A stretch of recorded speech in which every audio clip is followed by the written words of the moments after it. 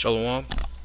I just want to talk about the food supply that we have to deal with today, and how it's really poison, and how you have a lot of states out there that are trying to pass laws for GMO labeling to let us know that this has no GMO or has GMO, but there's really no escaping it because there actually is an agenda out there, and that's basically to get rid of Israel through the food.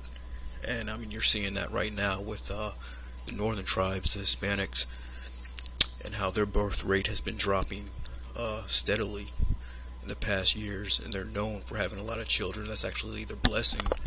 As far as the tribe of Ephraim, they're known as a fruitful bow, as well as Issachar. They have lots of children, and that rate has been decreasing lately due to this GMO corn. And the largest consumer of corn is, the Hispanics. But I got this article. It's called "A Dark Act Passes Senate Committee: A Coup for Big AG Corporations."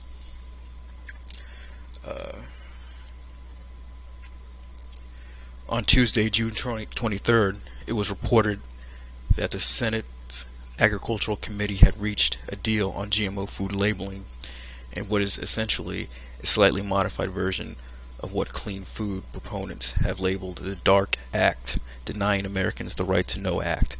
Senators, corporations, and the Grocery Manufacturers Association are hailing the bill as the victory for the art of compromise, while labeling proponents and otherwise thinking Americans realize that the bill is nothing more than an attempt to prevent them from actually knowing what they're eating, as well as an attempt to prevent states from making that information available to them. Vermont's own GMO labeling law comes into effect on July 1st, but the Senate's new bill would preempt that law and other state laws that would require food producers to simply inform consumers of the presence of genetically modified organisms. I'm just going to skip down. Some opponents of the bill point out that a provision which sets a definition of genetic engineering and bioengineering would be such a narrow definition that it could mean that foods which contain GMO soybeans or corn would not even be subject to the weak, tepid, and virtually non-existent labeling requirements as proposed in the bill. And this is from blacklistednews.com. You can read the rest of the article for yourself. But yeah, you can label them all you want, but the GMO is still going to be there. The pesticides still going to be in there. And that's actually scriptural.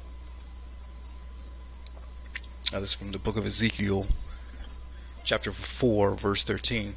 And the Lord said, "Thus shall the children of Israel eat their defiled bread among the Gentiles, whether I drive them." So basically that's talking about, there's going to be pork products in our food. There's going to be, shellfish products. There's nothing we can really do about it. That's why we say keep the law to the best of our ability, because the food is going to be defiled regardless.